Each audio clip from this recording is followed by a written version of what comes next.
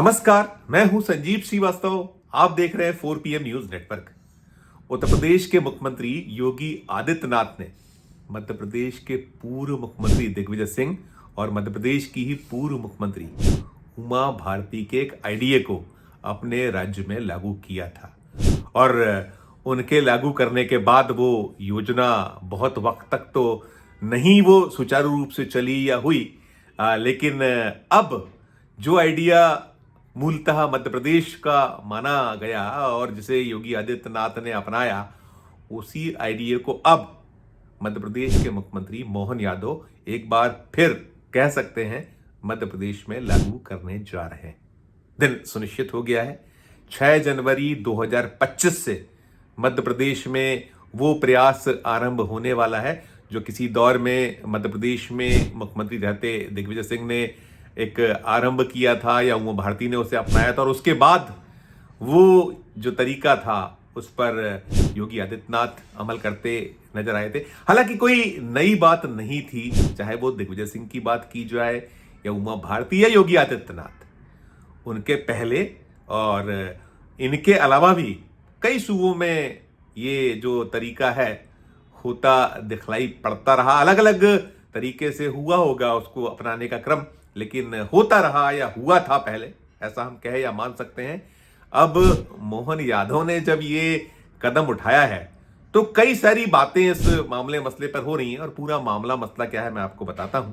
थोड़ा सा धैर्य रखिएगा, सुनिएगा पूरे मामले मसले को। और 6 जनवरी 2025 नया साल आज ही से आरंभ हुआ है, तो इस नए साल में पहल करने जा रहे हैं मोहन यादव। और मोहन यादव एक ऐसे मुख्यमंत्री हैं जो 1 साल उन्हें हुआ है, और उस जो मान होता है कि एक तीसरा टर्म मध्य प्रदेश में विधायक के तौर पर उनका है और उन्हें मुख्यमंत्री की कुर्सी मिली, तो अपने आप को कैसे स्थापित करें इस उधेड़बुन में मोहन यादव रहते हैं। और वो तमाम उनकी जो मैंने योगी आदित्यनाथ की जब बात की, तो योगी आदित्यनाथ जिस हिंदुत्व जिस सनातन की पैरोकारी करते हैं, जो एक उन्हें आक्रामक इस क्षेत्र में माना जाता है, कुछ वैसा ही रुख रवैया मोहन यादव अपनाते हैं। और भी भारतीय जनता पार्टी शासित राज्यों के कई मुख्यमंत्री हैं, और खासकर जैसे हेमंत बिस्वा शर्मा है, वो कांग्रेस से बीजेपी में गए हुए असम के मुख्यमंत्री हैं, उनका अपना एक तरीका है। तो वो तो खैर अपनी जगह है। अभी जिस आइडिया की मैं बात करने जा रहा हूं, दरअसल मोहन यादव 6 जनवरी 2025 से मध्य प्रदेश में जनता दरबार की शुरुआत करने वाले हैं। 10 से 12 बजे तक का जो समय है सुनिश्चित हुआ है। पहला जनता दरबार मोहन यादव का होगा। जो कार्यक्रम रूपरेखा बनी उसके अनुसार अभी सामने जो आज ही कुछ देर पहले आया है, तो खबर इसलिए ज्यादा इस पर चर्चा है कि जैसे एक तो ये है कि मध्य प्रदेश में किसी दौर में दिग्विजय सिंह जनता दरबार चलाया करते थे। वो उनके बंगले पर सुबह 5 बजे से भीड़ इकट्ठा होना शुरू हो जाया करती थी।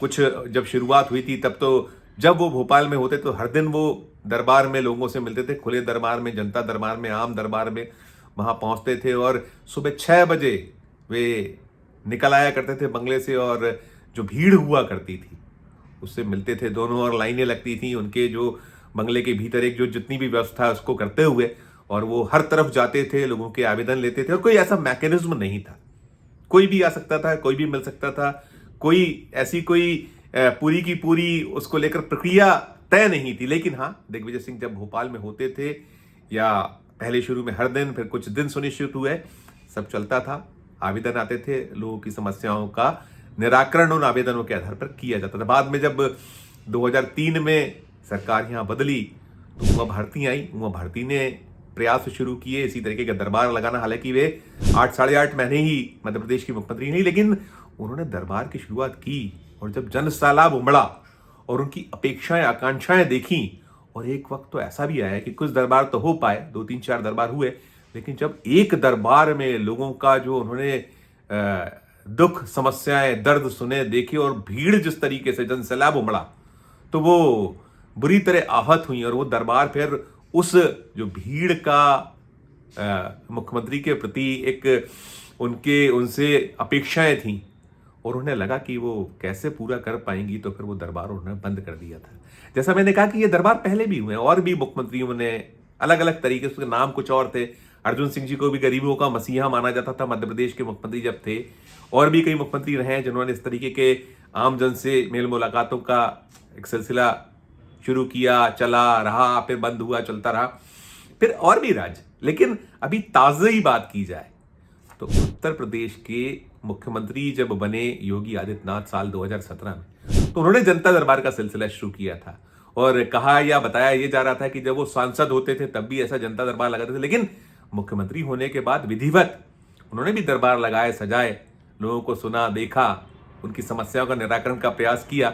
और अब तो योगी आदित्यनाथ अलग एक राह पर हैं, वो एक राष्ट्रीय स्तर के लीडर हो चुके हैं, बन चुके हैं, और हिंदुत्व की पैरोकारी, सनातन धर्म का झंडा उठाना तमाम है। और उनका अनुसरण तो अब कई राज्यों में हो रहा है। और उनका मोदी का कहीं ना कहीं कई बार कहा जाता है कि वो मोदी के जो सक्सेसर हो सकते हैं, जो राष्ट्रीय स्वयंसेवक संघ की सूची है, कथित सूची, जिसमें देवेंद्र फडणवीस का भी नाम माना जाता है, योगी आदित्यनाथ का भी ऊपरी पायदान, वैसे कई नाम है, शिवराज सिंह चौहान का भी एक दौर में नाम होता था कि कभी जब देश में कोई जो प्रमुख कुर्सी पर बदलाव की स्थिति होगी और संघ की चल पाई तो ये सारे नाम होंगे। और हालांकि अभी तो मोदी हैं, मोदी तो कह चुके हैं कि 2047 का भारत कैसा होगा। और उनके जो समर्थक हैं मोदी के, उनके जो खास मित्र हैं, अमित शाह हैं वो तो, या और भी जो टीम मोदी है वो तो कहती है 2029 का चुनाव भी मोदी की अगुवाई में होगा। और तमाम अगला उसके बाद की भी सब एक प्लानिंग है। और मोदी तो को 2047 का सपना भारत को दिखाई रहा है। खैर वो सब कुछ ना जाऊं, मैं तो ये जनता दरबार पर लौटता हूं। यहां जो अब मोहन यादव वो दरबार लगाने जा रहे हैं, तो उसमें सुनिश्चित जो अब तक हो चुका है, निकल कर आया है, सामने तस्वीर आई है। जैसे मैंने कहा 6 जनवरी 2025 को पहला आम जनता दरबार, आम दरबार जो है जनता दरबार, ये लगने की एक सुनिश्चितता दिखी है, बनी है। 10 से 12 तक का इसका वक्त है। और इस जो होगा उसमें ये तय है कि ट्रांसफ़र के आवेदन हैं, पोस्टिंग है, इससे जुड़े जो मसले मामले उन्हें एंटरटेन नहीं किया जाएगा। बीमार है कोई, ज़रूरतमंद अन्य है मामलों का है, या योजनाओं से जुड़ी जो है, जो सरकारी योजना है उनका जो लाभ मिलना चाहिए, उससे जुड़ा कोई मामला मसला है, तो उन सब पर फोकस करने की तैयारियां यहाँ की गई हैं। और एक मोहन यादव को जनता का नेता बनाने की और ये सब जो प्रयास है, दरबार है, उसे माना जा रहा है। और ये भी निकलता है कि पहले जो है बाकायदा जो आवेदन आते हैं, मिलते रहते हैं, उनकी स्क्रूटनी होगी, उनको देखा जाएगा, उन्हीं में से लोगों को छांटा जाएगा। 500 से 600 लोगों के बुलाए जाने की एक अलग तरीके की ये तैयारियां हैं। यानी जो पहले से सब कुछ सुनिश्चित होगा, जो लोग आएंगे, जो अभी तक की स्थिति सामने आई है, जो तस्वीर सामने आई है इस दरबार से जुड़ी, उसमें यही है कि स्क्रूटनी कर ली जाएगी, लोगों को सूचनाएं दी जाएंगी, उनको बुलाया जाएगा। यानी एक ऐसा ओपन दरबार नहीं होगा, खुला दरबार नहीं होगा। वहां जो उनके पास पहले से सारा कुछ आवेदन मिले हैं उनमें से छटनी होगी, उनको उन्हीं में से सबको बुलाने की एक तस्वीर बन के निकली है, उभरी है। और एक खास बात और भी, अब ये जब ये दरबार की बात हो रही है तो तुलना ये भी हो रही है कि दिग्विजय सिंह का दौर और था, उमा भारती का दौर और था, या उसके पहले अगर हम 1 दशक पहले लौटें तो जितना अब 1-सवा दशक में जो ये सोशल मीडिया या सोशल जो पूरा का पूरा प्लेटफॉर्म मिला हुआ है, इस दौर ने बहुत सारे बदलाव किए हैं। मैं मीडिया गलत कह गया, सोशल जो प्लेटफॉर्म है, आपने ऑनलाइन जो बहुत सारी चीजें हैं, जैसे मध्य प्रदेश में अभी एक सीएम हेल्पलाइन चल रही है, समाधान ऑनलाइन योजना चल रही, जन सुनवाई भी की जाती है और नई नहीं है। तो जब सीएम हेल्पलाइन है, समाधान ऑनलाइन है और इसको लेकर निरंतर सब कुछ होता है, मुख्यमंत्री जब अलग अलग जिलों में जाते हैं तो वहाँ जन सुनवाई या वहाँ भी लोगों से मेल मुलाकात, दरबार जो आवेदन है इस तरीके का एक हो जाया करता है, उनका आवेदनों का क्या होता है? कोई मैकेनिज्म नहीं है। और खासकर जो सीएम हेल्पलाइन है, समाधान ऑनलाइन को लेकर बहुत सारी शिकायतें हैं, कैसे अफसर दबाव डालते हैं। यानी कि एक तरीके से कह सकते हैं कि ये जो अब फिर जनता दरबार की शुरुआत होने जा रही है मोहन यादव के, तो ये भी सवाल है कि क्या ये सारी जो चाहे सीएम हेल्पलाइन हो, समाधान ऑनलाइन हो, ये क्या फेल हो गई? इनसे काम नहीं चल पा रहा है? क्योंकि इससे अच्छा मैकेनिज्म तो कुछ हो नहीं सकता। यदि अधिकारीगण इसको ठीक से फोकस कर लें तो सीधे आता है सब कुछ।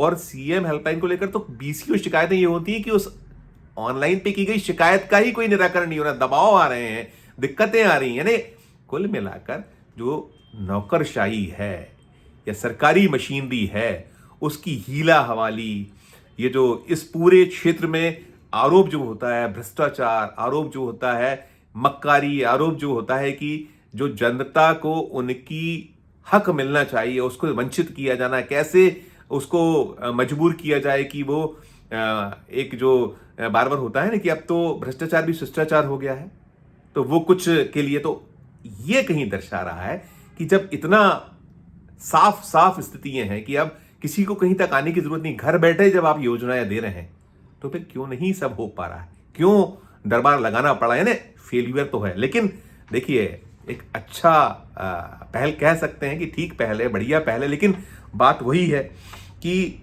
ये तब सफल माना जाएगा जब वहां आने वाले आवेदन करना तो उन्हीं लोगों को है, उन्हीं अफसर, उसी मशीनरी को, उसी कर्मचारी को जो अभी नहीं कर रहे हैं। निकलता यही है ना बार बार कि जो मुख्यमंत्री के पास भी अलग अलग जब जिलों में जाते हैं आवेदन आते हैं, उनका होता क्या है। और फिर इसके साथ साथ जैसे शिवराज सिंह चौहान ने जनसुनवाई प्रथा शुरू की थी मध्य प्रदेश में, इसके साथ साथ तमाम जैसे मैंने कहा कि इतना आज की तारीख में, आज के दौर में ये जो सोशल प्लेटफॉर्म है या जो ये ऑनलाइन व्यवस्था है, इंटरनेट है, तो इसके बाद तो किसी को बहुत जहमत करने की आवश्यकता नहीं है कि वो एक दूर दराज से आए, क्योंकि ये तो जो जनसुनवाई होगी या जो ये दरबार सजेगा लगेगा सबके लिए ओपन अप होगा। और प्रदेश में दूर दराज से भी लोगों को आना पड़ता था, हमने देखा था दिग्विजय सिंह के दौर में कि तब तो मध्य प्रदेश छत्तीसगढ़ एक था। साल 2000 जब ये 3 राज्य नहीं बने थे, उस समय राज्यों का गठन नहीं हुआ था, उस समय छत्तीसगढ़ बना था, उस समय झारखंड बना था, उस समय उत्तराखंड बना था, तमाम राज्यों का गठन हुआ था अलग अलग। तो यहाँ मध्य प्रदेश और छत्तीसगढ़ बहुत दूर दूर से लोग आया करते थे। तो अब सवाल यह है कि जब आज ये युग है, घर बैठे आप अपनी बात सीधे मुख्यमंत्री तक पहुंचा सकते हैं, सीएम हेल्पलाइन जैसा एक हथियार औजार है, तो फिर ये जनता दरबार की आवश्यकता क्यों। लेकिन फिर वही कि यदि आप दरबार सजा रहे हैं तो ये तभी सार्थक होगा, इसे केवल अपनी इमेज बनाने, जनता में एक जननेता बनने तक ही सीमित ना रहा जाए। अगर आप मिलें तो लोगों की समस्याओं का निराकरण हो, ऐसा कुछ मैकेनिज्म बनाइएगा। और ये जो नौकरशाही है, सरकारी मशीनरी है, इसे जनता के प्रति उत्तरदायित्व बनाइएगा, तब जाकर बात बनेगी। इस वीडियो, इस खबर में इतना ही। और ये जो जनता दरबार लगने जा रहा है, सजने जा रहा है, इसमें क्या कुछ निकल कर आएगा 6 जनवरी को, तब हम आपको उससे जुड़ा अपडेट जरूर देंगे। लेकिन हम यही कहेंगे कि जो ये सब है, आज जो स्वयं की छवि चमकाने या नेता बनने की जो एक जन नेता बनने की जो कोशिश होती है, उसको लेकर क्या कुछ आप सोचते हैं। और मैंने जैसा कहा कि अब तो ये दौर है इंटरनेट और सीधे सीधे जो है आप सीएम हेल्पलाइन, ऑनलाइन सुविधाएं जो हैं, ये ऑनलाइन समाधान योजनाएं आदि, तो ऐसे में क्या इसकी आवश्यकता है, लगना चाहिए जनता दरबार। जो राय हो आप हमारे इस वीडियो के कमेंट बॉक्स में जाकर जरूर दीजिएगा। और आपको खबर अच्छी लगी हो तो हमारे इस चैनल को लाइक कीजिए, सब्सक्राइब कीजिए, ज्वाइन का बटन न दबाया तो ज्वाइन का बटन भी जरूर दबाइए। प्यार और स्नेह बनाए रखिए और देखते रहिए 4PM न्यूज नेटवर्क। धन्यवाद, नमस्कार।